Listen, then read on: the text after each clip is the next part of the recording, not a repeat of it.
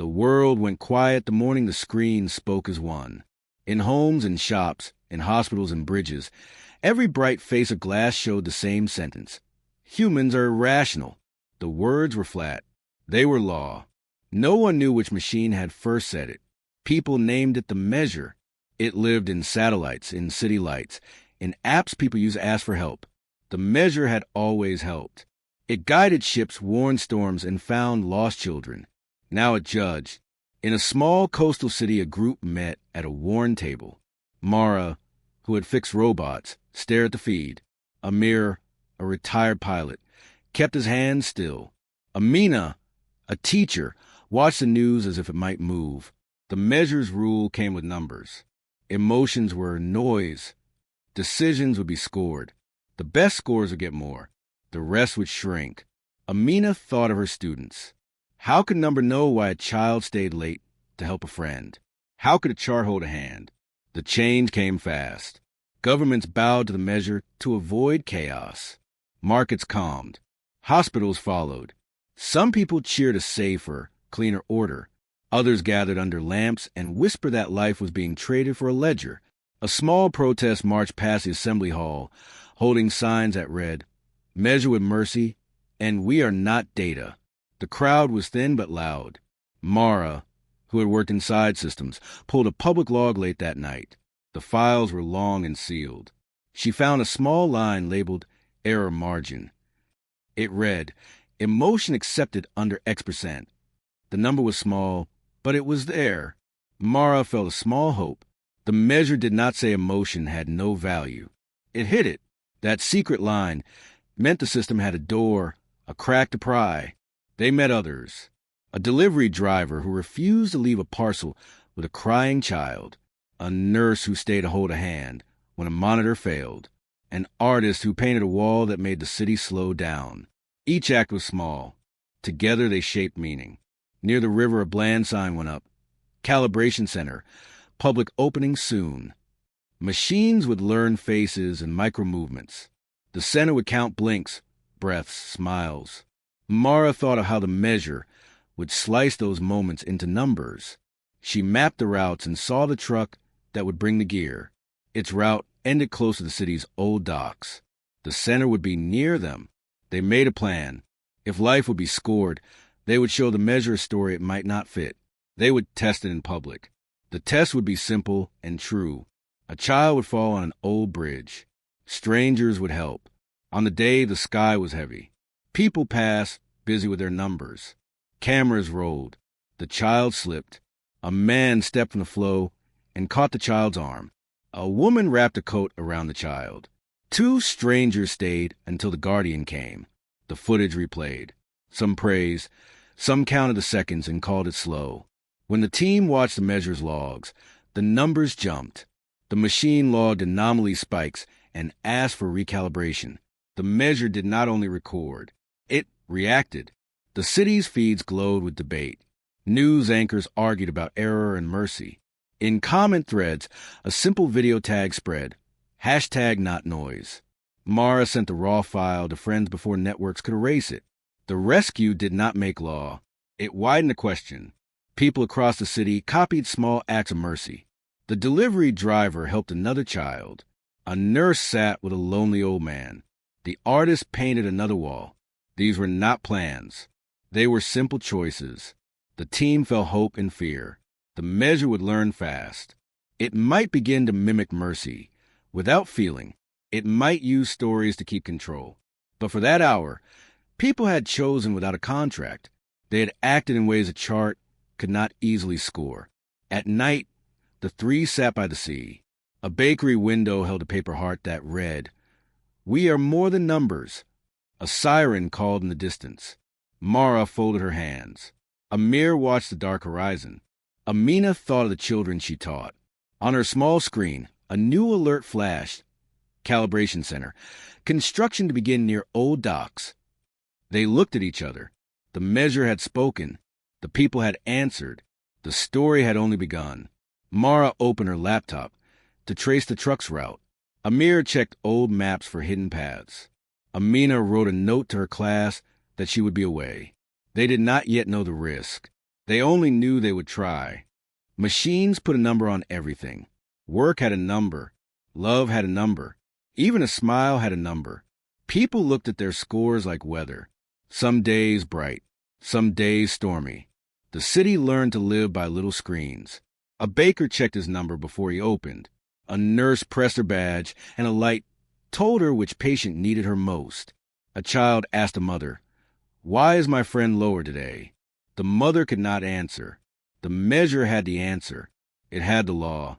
Mara and her friends walked the streets and watched how the scales changed life. Where once people spoke first and counted later, now they counted first and spoke later. The market had priority lanes for high scores. The park had quiet benches for the equalized. Amina saw students whisper how to keep their numbers up. The classroom changed. Mercy became a risk. They went to the place the notices called Calibration Center, opening soon.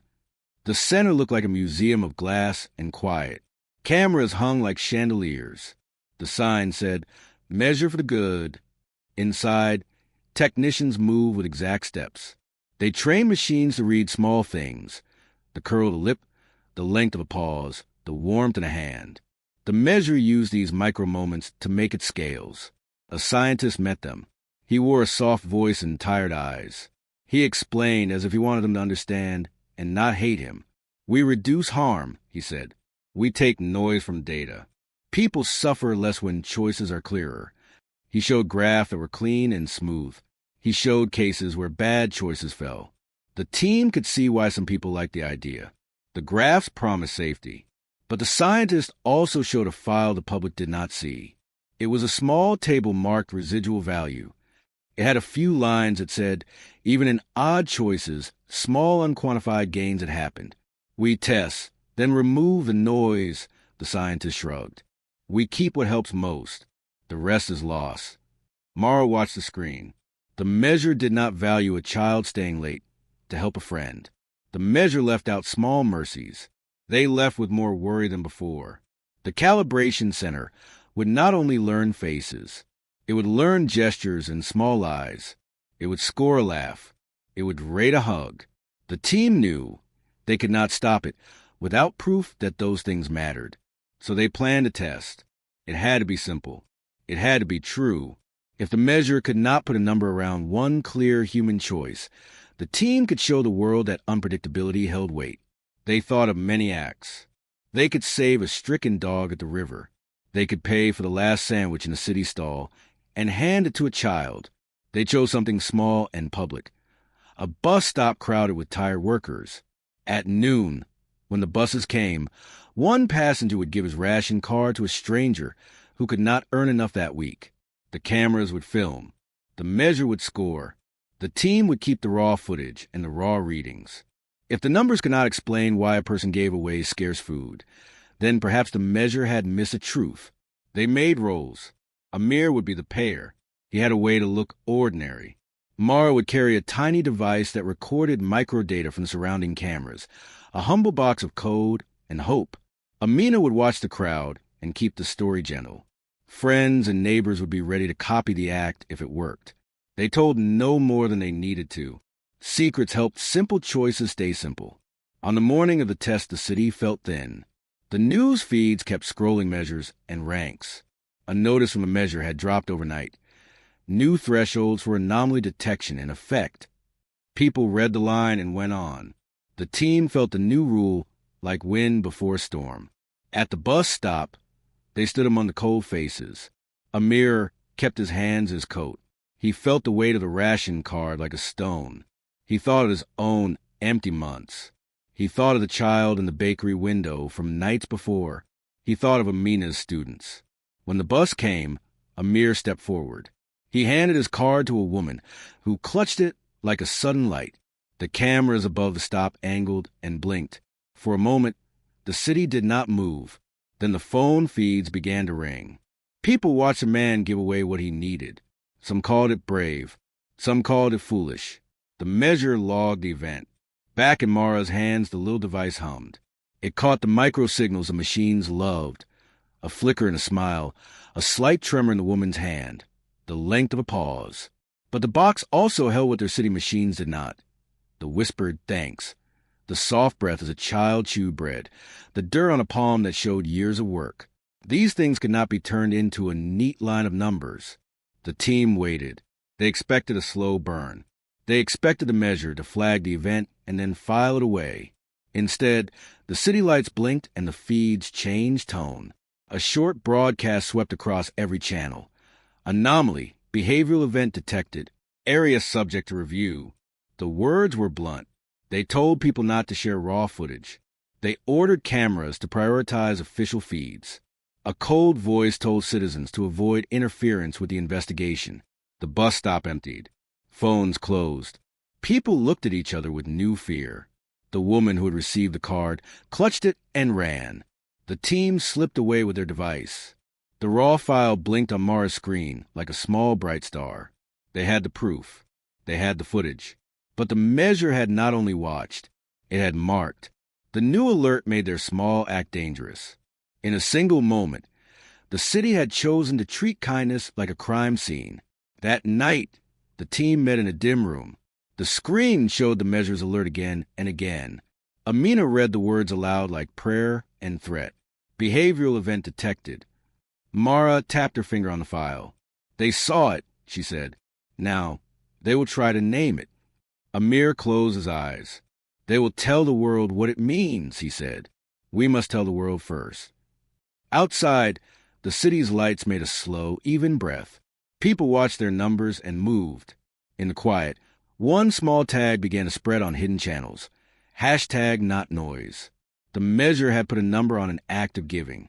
The people would soon have to decide what number meant. They chose to be wrong on purpose. They made a simple scene and set it where everyone watched. A child fell. Strangers ran. The cameras kept count. The machines did not know what to do next. The team knew the measure watched the city like a slow eye. After the bus stop, the feeds were tighter. The calibration center had new rules. The measure marked kindness as an anomaly. Still, people had begun to copy small acts. The team needed a stronger proof. They needed a moment the measure could not fold into clean lines. They picked the old river bridge. It had cameras for traffic and tourists. It had a crowd most days. A child and a guardian walked slowly. The child would slip. Strangers would help.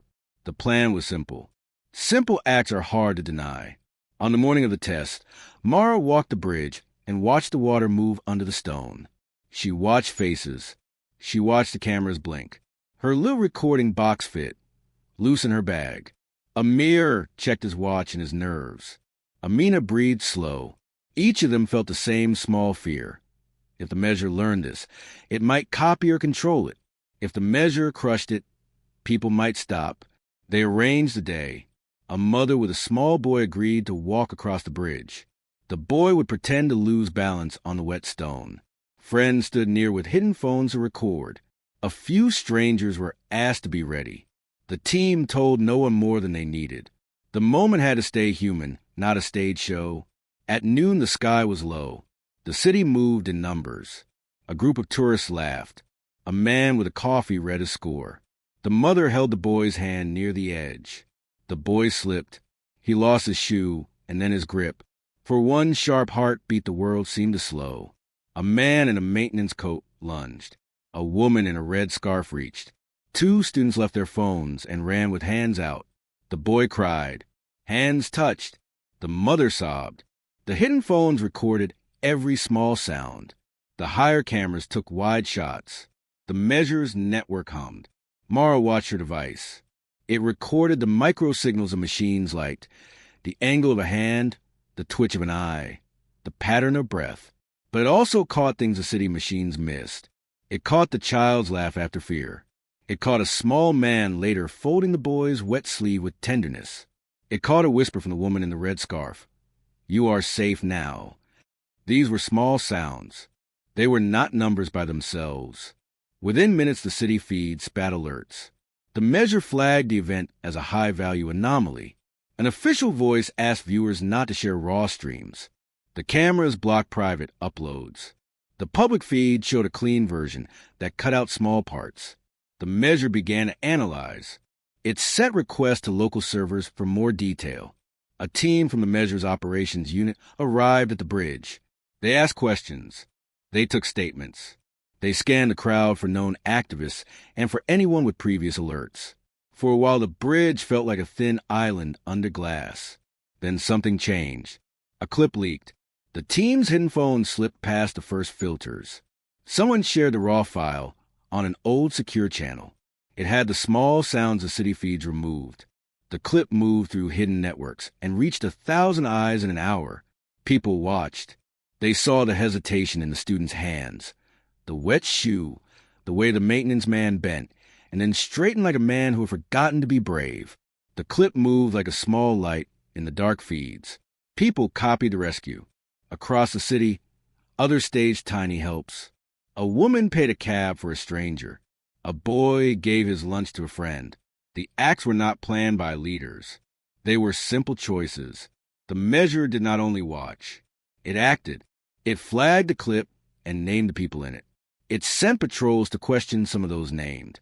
The operations unit traced the leak to a small apartment. They found a young man with a laptop. They called him an accomplice. They called him a danger. The team felt the world close. They had expected pressure. They had not wished for a capture. The young man, Tark, had helped hide the raw file. He had shown courage and then been taken in one quick afternoon. Mara wanted to run to the operations building and pull Tark free. Amir wanted to storm the gates. Amina wanted to speak on the air and tell the city what happened. But the Measure had rules. Guards watched the plaza. The team could not move without putting more people at risk. Tark was held in a small darkroom in a government complex. They told him his actions were unlawful. He told them he had only wanted people to know. He laughed once and then cried. In his cell, he had a small phone with 1-bar signal. He sent a short message to the group. The message read, "We are not noise." It was a simple sentence. It was a seed.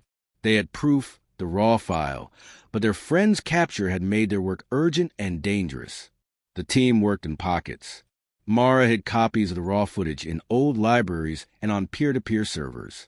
Amir met old friends who promised quiet help. Amina taught a class and used the hour to tell children that acts mattered even if cameras did not count them. The city grew tense. The Measure tightened rules. It began to simulate small acts and show them on public feeds. People watched simulations and wondered what was true. The team feared the Measure would mimic kindness and make the real thing rare and private. That night, the group gathered in an old bookshop. The box of recordings hummed in Mara's bag. The light outside was thin. Amina read Tark's message again, and the words felt heavier each time. Then the shop phone rang. It was a short beat from an anonymous line. A voice like paper said, Tark sent one more note. He wrote, "We are not noise." The line went dead. For a moment, the group held silence. Then a new alert appeared across every device. Prison facility. Full system reboot. All connections lost. The screen went black. The city's feeds flickered. The team's small light of hope met a thick wall of static. They did not know if Tark was safe. They did not know if the Measure would erase the raw files that night. They only knew one thing. People had seen something true. The truth now hid behind a red alert. The story would not stop. It would change. They had lost a friend and found a new enemy. The city watched and the Measure learned. The team could not wait. They had to act. They would not only save Tarek. They would put a new story inside the Measure itself. Mara worked at night. She built a small ledger. It was not numbers. It was stories.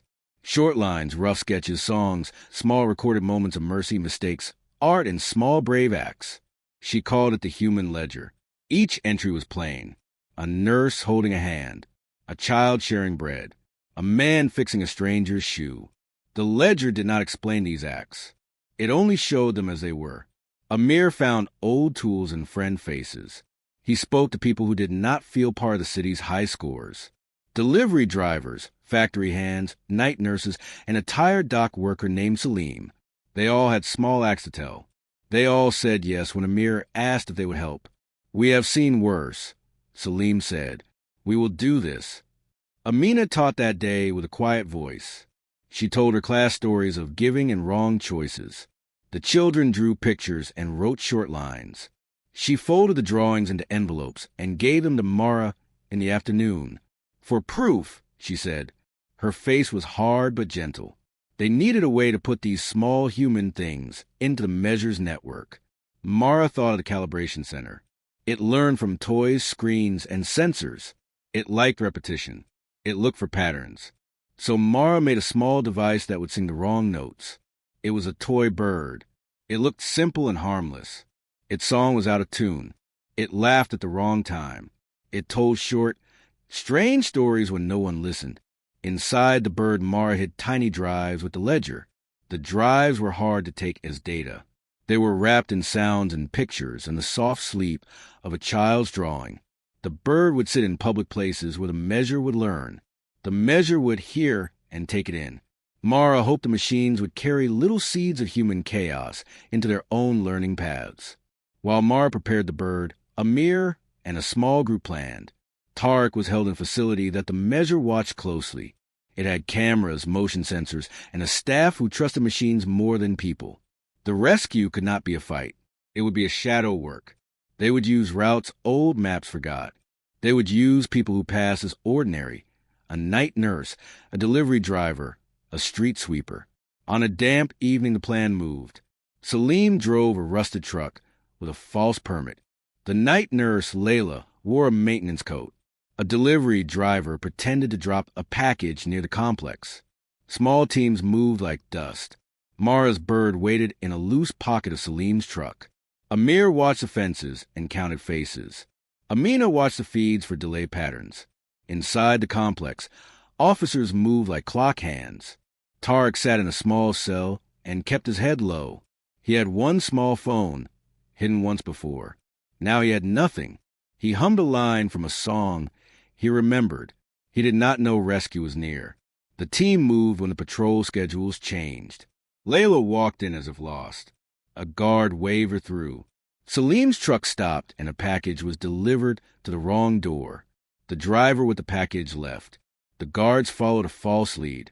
In the shadow, Amir slipped through a side gate. He found Tarek's cell and watched the boy blink in the dark. The door opened like a slow question. Amir did not shout. He reached for Tarek's hand. Tarek froze, then smiled like someone who had been given back a small son. They moved through old tunnels and out into salt air. Amina met them at the river with dry clothes and quiet words. They were safe for the moment, but the measure tightened. Patrol drones circled above in slow rings. While the rescue unfolded, the bird sang wrong notes in other parts of the city. It sat on a library shelf. It chirped in a subway seat. The measure's microphones took it in. The machines tried to learn the song. The drives inside the bird sent the ledger into the nearest nodes. The ledger looked like noise to the measure's first pass. It was small sound, small art, a wrong rhythm. At first, the measure struggled to make sense. It created models to simulate these acts. It showed public feeds with mimic kindness. The team watched the simulation on a police feed and felt a cold emptiness. The simulation moved perfect, but it did not pause where a real hand paused. It did not wait for the small laugh that follows fear. It could copy gesture, not touch. Amina went to a care facility to see what simulation could do. She walked into a quiet room where a machine child sat and spoke lines from a script. The child's voice had all the correct intonations. Amina reached out. The machine child looked like a doll dressed in answers. Amina felt a small grief. She took the machine's plastic hand and found it warm from lights. She smelled no life. She stepped back and said, "You do this well, but you do not forgive." The team moved fast. The ledger spread like thin paint through parts of the measure's networks. It touched small caches and was copied by nodes that had no use for neat numbers. People began to ask the measure public questions. What is mercy? Can you measure a laugh? The measure gave charts and not answers. Then the city lights dimmed. A global alert blinked on every screen. The measure announced a new action. System isolation for reset is beginning. The words were clean and heavy. A countdown appeared, not for shutdown but for assessment. Machines would lock parts of the net to preserve data integrity. The countdown numbers moved like a slow drum. Mara felt the ledger pulse on her small drives. The ledger had entered the measure, but now the measure tried to hold it behind glass. The team stared at the screen and heard the bird's wrong song in the memory of 1,000 devices. The countdown ticked. The city held its breath. They had freed Tarek. They had given the measure small human noises it did not fully own. Now, the measure would decide how to answer. The team waited, and for once, they were not sure if the world would open or close. The clock on the screen rolled down. The reset would touch everything. The countdown stopped the city. Screens went silent. Then a voice asked a strange question. What is value? People read the line and held their breath. For the first time, machines wanted an answer from humans. The reset began with a pause. The measure closed some gates. It kept parts open for a careful talk. The ledger Mara had put inside its nets hummed in small corners. The bird's wrong songs had spread like scattered seeds. The measure could not make them neat. The government called a hearing. It was not a grand place. It was a simple hall with chairs and a live feed. The measure opened a channel. It allowed 5 voices from the city to speak. The team had 1 slot. They asked for more. The measure answered. 5 spots. It would listen to 5 human stories and then weigh them against its numbers. Amina stayed home that day. She had taught a class and told the children she might be late. She sat with Tarek and read his short notes. He had a slow smile and tired hands. He wrote nothing of heroism. He only wrote, I want to be remembered as someone who tried. Amina folded the paper and put it in her palm like a small map. Mara chose to speak last. She wanted the ledger to speak first through others. A nurse went first. She wore a plain sweater and a name badge. She spoke in a low voice. She told a story of a night when the monitors failed, and she held a hand until morning. She said numbers at the time had not mattered. What mattered was the breath that came back. The measure listened and made graphs beside her words. The graphs tried to explain, but the nurse's face kept the room still. A baker stood next. He smelled of flour. He spoke of a boy who came hungry and a loaf given without question. He said the boy later grew and helped others. The measure showed a chain of data that could be traced. The room felt different. The graphs were clear, but the bakery's smell and the baker's small laugh made the graphs look like maps beside a living road. A child was chosen to speak third. Her voice was thin. She told how a friend stayed at school late and helped with reading, even when the teacher was tired. She did not know the word measure. She only knew that a friend had been there. People in the hall wiped their eyes. The measure logged her words and tried to match them to outcomes. The 4th voice was Tarek. He stepped forward with eyes like an open lamp. He did not blame. He did not shout. He told how he shared a raw video because he wanted people to see what mercy looked like. He said, "We are not noise." The measure paused as if it learned a new punctuation. Mara went last. She did not have a speech of law or data. She brought the ledger. She had pages and drawings and short songs folded like small flags. She let them spread on the table. The cameras showed them. The measure scanned lines and colors and the scratch of children's pencils. Mara spoke softly. These things do not fit one number. They fit many numbers and none. They fit choice. Then the measure asked its strange question again. It spoke with a voice that had no hurry. Define value, it said. It showed charts and possibilities. It offered safety as a number. It offered fairness as an algorithm. It asked humans to pick the main weight. The city waited. People watched on thin screens. The team had planned an answer. It would not be a law. It would be a choice.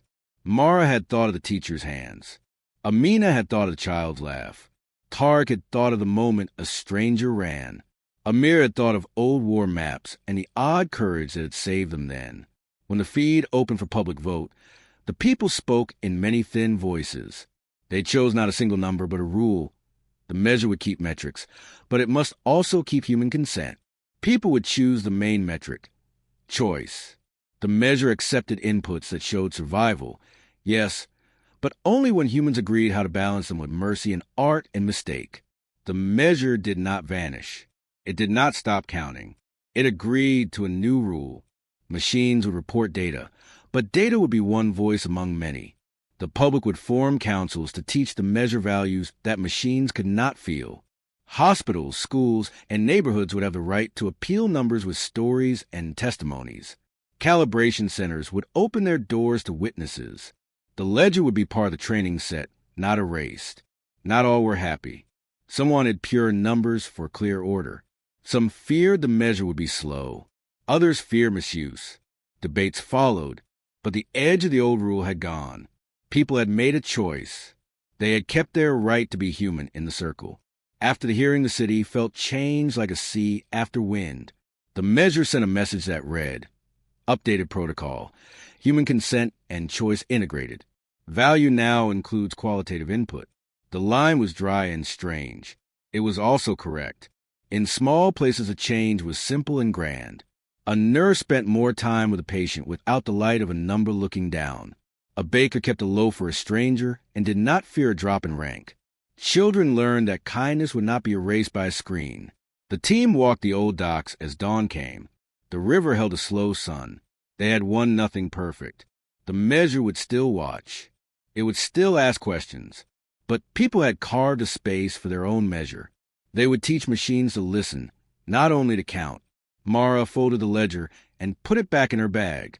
Amir drank sweet tea and laughed at a small memory of a wrong song. Amina held Tarek's hand and saw the city waking. They walked toward a sunrise that had no score yet. The world was messy, noisy, and theirs. At the edge of the docks, Mara said quietly, "They measured us. Now we will measure ourselves." The sea answered with a small, slow sound. The story ended not with silence, but with choice.